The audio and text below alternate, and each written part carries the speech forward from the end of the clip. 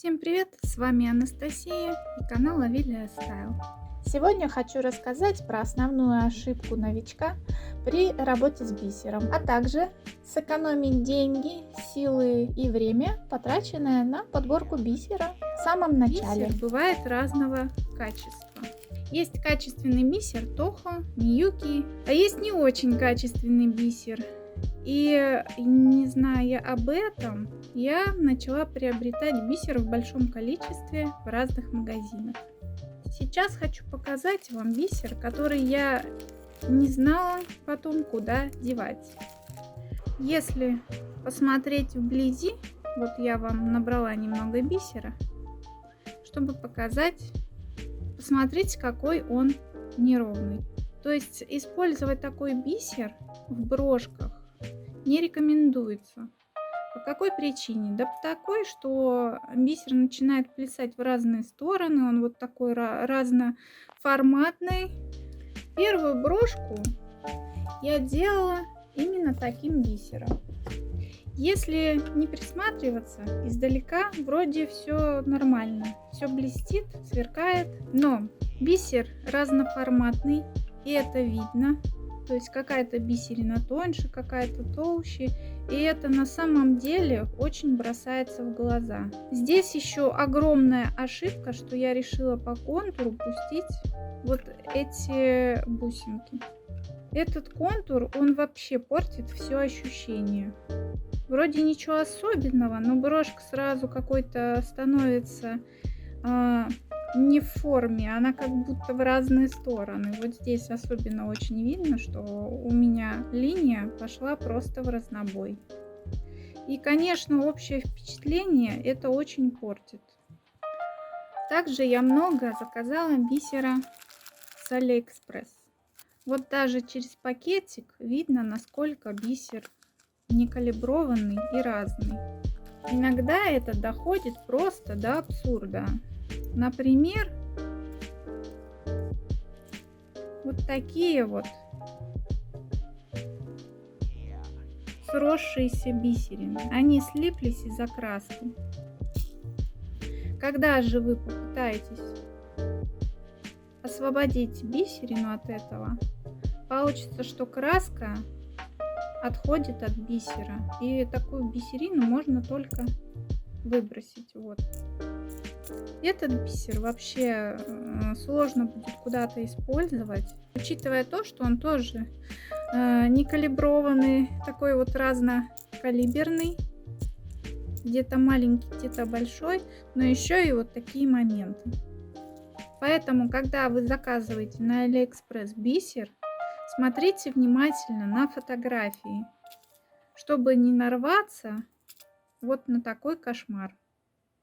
Еще у меня вот такой розовый бисер.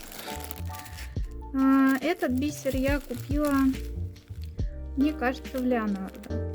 Этот розовый бисер тоже вот такой некалиброванный, вплоть до того, что есть вот такие бисерины, которые невозможно использовать. Надо подумать, как в дело пустить вот такой бисер. Поэтому тем, кто только начинает заниматься бисером, смотрите внимательно, какой материал вы покупаете, чтобы потом его не выбрасывать. Понятное дело, что из любой какашки можно сделать конфету, но зачем мудрить, если можно внимательно посмотреть и купить заранее уже хороший бисер, а не вот такой, а потом думать, куда его использовать.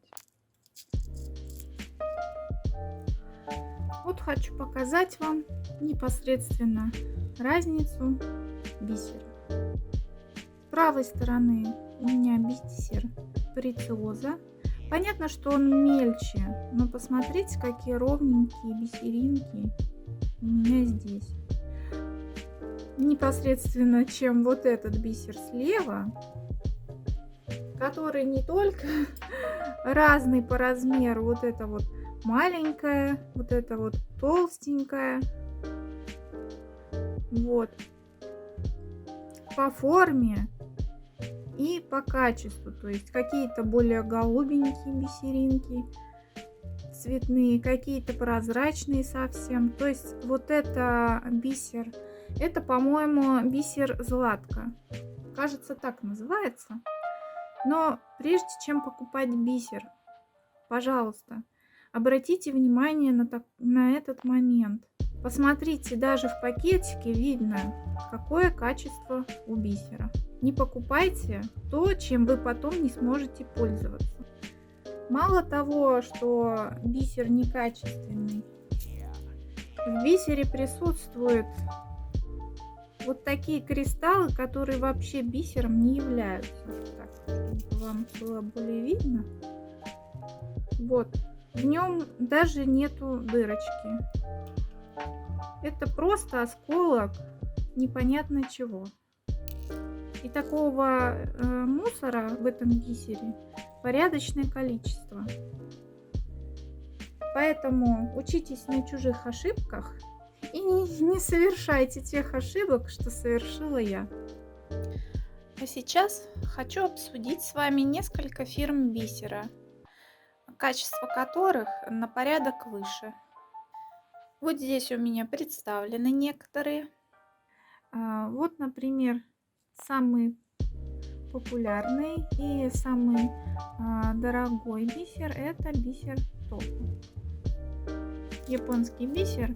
Все говорят, что отличное качество и вообще он просто прекрасен. У него очень огромное количество разнообразия цветов. И качество должно быть тоже отличное. Но обратите внимание, вот конкретно в этом пакетике есть недочеты. Если присмотреться, вот есть более тоненькая бисеринка, есть более толстые. То есть даже в качественном бисере с виду может быть некоторые огрехи. Следующий возьмем бисер Прециоза.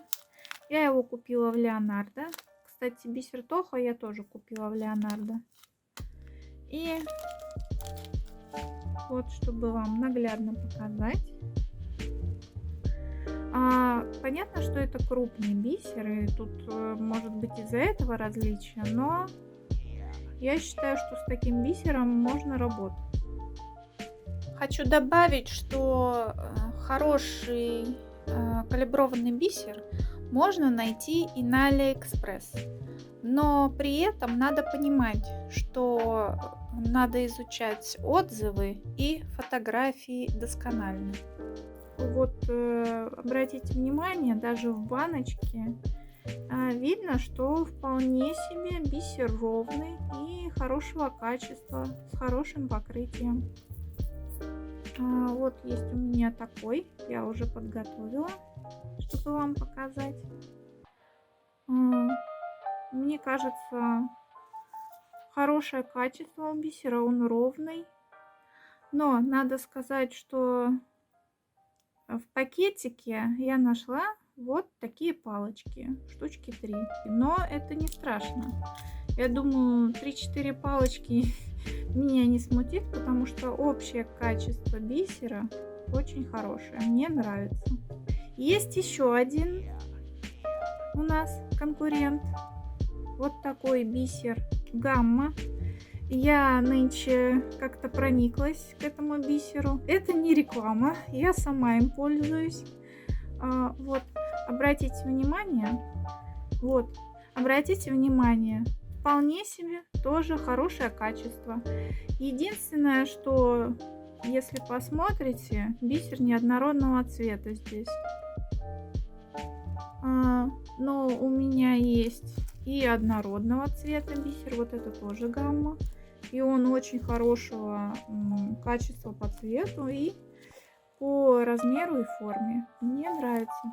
Я считаю, что на этот бисер надо обращать внимание. И пакетики прозрачные, я, правда, не смогу сейчас вам показать, потому что я уже, к сожалению, выбросила пакетики. Но сквозь пакетик этот бисер можно рассмотреть. Так что если вы учитесь или собираетесь заниматься бисером, тоже я советую обратить внимание на этот бисер.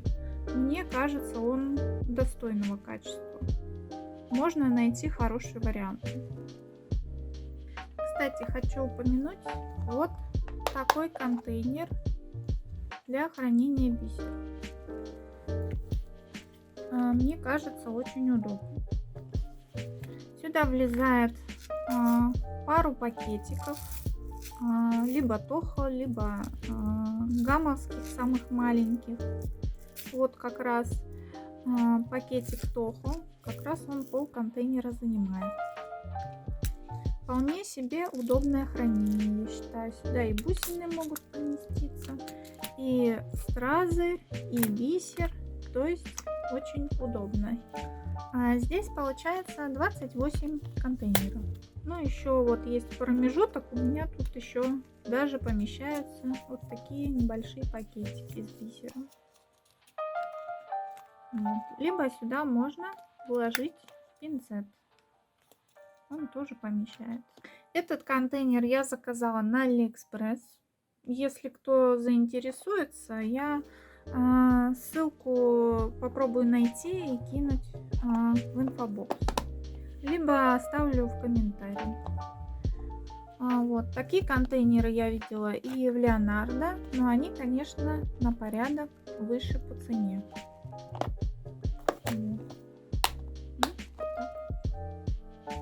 С вами была Анастасия. Надеюсь, это видео было полезным для вас. Творите, создавайте красоту. Всем всего хорошего. Всем пока.